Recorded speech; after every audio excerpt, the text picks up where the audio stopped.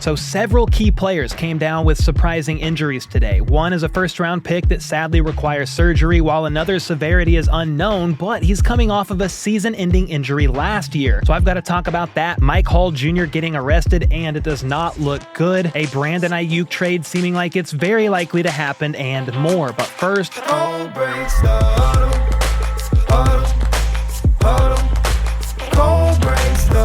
all right, today features a lot of injuries that sadly need to be covered, and while I hate injuries with every fiber of my being, it's sadly a normal aspect of this violent sport. Let's start with Vikings quarterback J.J. McCarthy. Last night, it was announced that McCarthy would not practice due to knee soreness. You could tell, though, that maybe it was a bit more than that going on based on the way the usually upbeat Vikings head coach Kevin O'Connell talked about McCarthy here.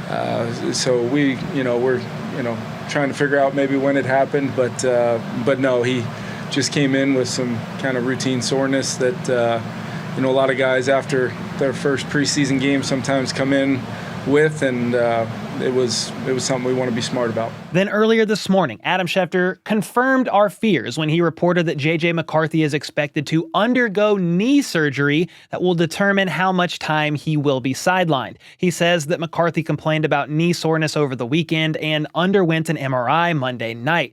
And what's strange about this whole thing is we don't really know exactly when or how this injury even occurred. He played quite a bit in the preseason game against the Raiders, playing well as he threw for 188 yards and 2 tutties through roughly 2.5 quarters. However, there wasn't a moment in the game where he appeared hobbled in any real way, and actually his last play of the game before he subbed out was a touchdown pass. So it wasn't like he left the game at any point due to injury. He also appeared completely fine afterwards, even celebrating with his teammates and fans, and talking to reporters as well in the locker room. But maybe after all the adrenaline wore off is when he started not feeling right. And that's when he brought it up. Well, the MRI revealed a meniscus tear, and Ian Rappaport said today that, quote, with most meniscus surgeries, there will be a determination made during the procedure to either trim or repair. The trim would mean he's out for a few weeks, while a repair would be many months. Hopefully it's just a trim and JJ finds himself ready to go roughly around the start of the season. But either way, it seems the plan for Minnesota was to roll with Sam Darnold as the starter for week 1, so things aren't as dire right now for the Vikings as they were, for example, last year when Kirk Cousins tore his Achilles around week 8. This has been quite the offseason for the Vikings, specifically very recently. First, their 4th-round pick and cornerback Kyrie Jackson tragically passed away in a car accident before training camp. May he rest in peace. Then their star receiver Jordan Addison got a DUI like a week later, after that, by the way, and is likely facing a suspension from the league. Then projected starting cornerback Mekhi Blackman tore his ACL on the first day of camp. And if that wasn't enough, their other starting corner and Shaq Griffin injured his hamstring, and now their first-round rookie quarterback tore his meniscus. And this is all within a 5-week span. So stay strong, Vikings fans, if that is even possible for you all at this point in time. And while we're on the topic of unfortunate injuries, let's turn our attention to Buffalo, where footage surfaced of Bills star linebacker Matt Milano appeared shaken up on the sideline talking with trainers before he reportedly exited practice early due to an apparent left arm injury. The trainer spent time looking at his bicep and elbow area, then he tested the injury a bit, but did not return to practice. And according to Alex Brasky, the injury took place when Milano was going through tackling drills, and while this is supposedly the drill he was running when he got hurt, we're not sure if this is the rep that it occurred on. As of now, there's no real update, but hopefully this is a minor injury for Milano, because just last season, he fractured the tibia in his right leg during Week 5's matchup against the Jags, and he was working back to have a bounce-back year in 2024. And speaking of Jags and injuries, the Chiefs wide receiver Hollywood Brown sustained a sternoclavicular injury on the very first preseason snap against Jacksonville,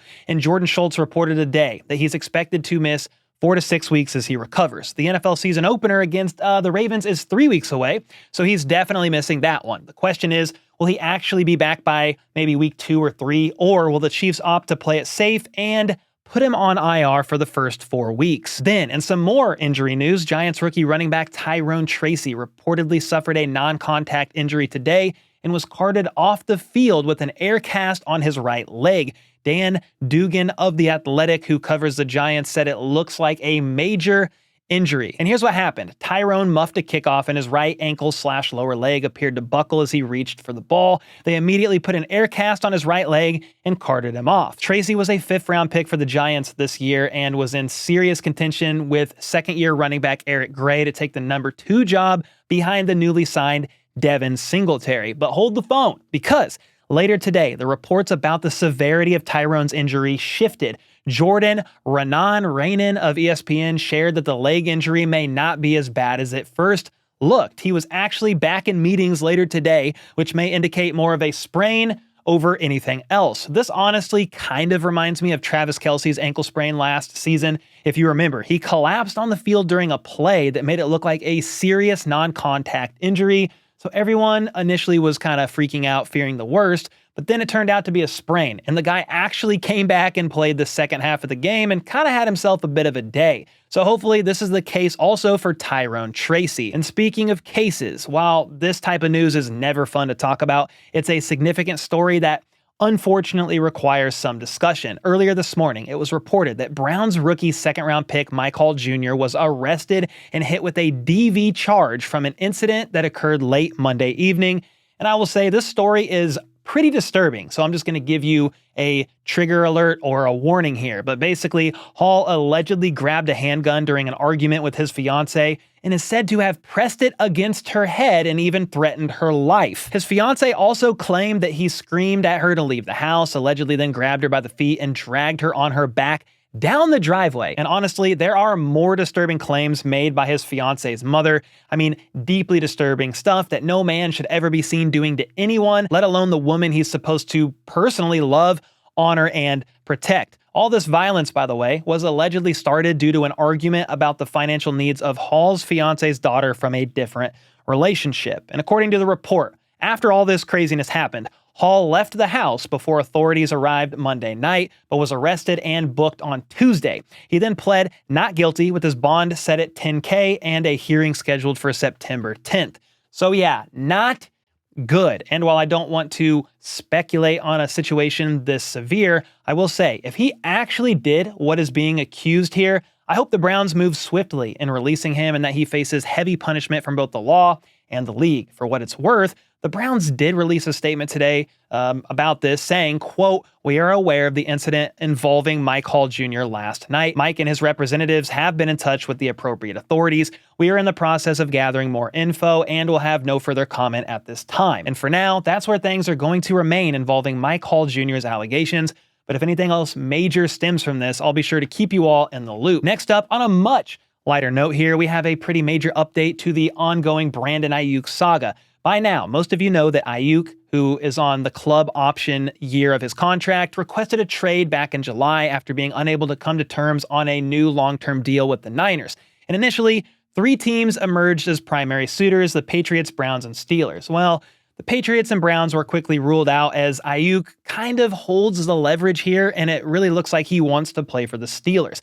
The leverage is in his court because if he doesn't want to play for a certain team, he can basically tell them to piss off. He's not going to sign a long-term extension with them, and therefore, the team is not going to make a move for Aiyuk, because why would an organization give up all that draft capital for Aiyuk just to have him play with them for one season? Spoiler alert, they would not. Shoot. If you saw yesterday's video about Hassan Reddick and that situation with the Jets, it looks like New York could learn from this situation here. Anyway, it appeared that there were only 2 real options left. Aiyuk could be traded to the Steelers and sign a long-term deal with them, or he could work something out with the Niners and return there. Well, talks did surface about Aiyuk and the 49ers re-engaging in more serious contractual discussions, and earlier today, Ian Rappaport gave us all an update on the situation. Basically, the Steelers and Niners have a deal on a potential trade, and Pittsburgh is in a good place on an Aiyuk contract per sources. All the 49ers have to do is give the final sign-off, and the trade is done. Now, I don't think they want to give this sign-off. I think they want Aiyuk to stay. That's why the 49ers have also offered Aiyuk a long-term deal that would allow him to stay. He hasn't yet accepted, though, and the big question is, how competitive is the 49ers offer compared to the Steelers? If it's pretty close, maybe Aiyuk opts to remain where he is to chase a Super Bowl ring, but if it's far enough apart in numbers, he could pull a Tyreek Hill and go chase the money at the cost of a potential Super Bowl ring. All in all, the Steelers are currently in wait-and-see mode. And if the trade does happen, the real People's Insider, Pretty Ricky, is definitely going to take a victory lap. After all, he's been saying Aiyuk is going to be a Steeler for over a week now. And with that, I'll be back probably tomorrow with more NFL news. So until next time,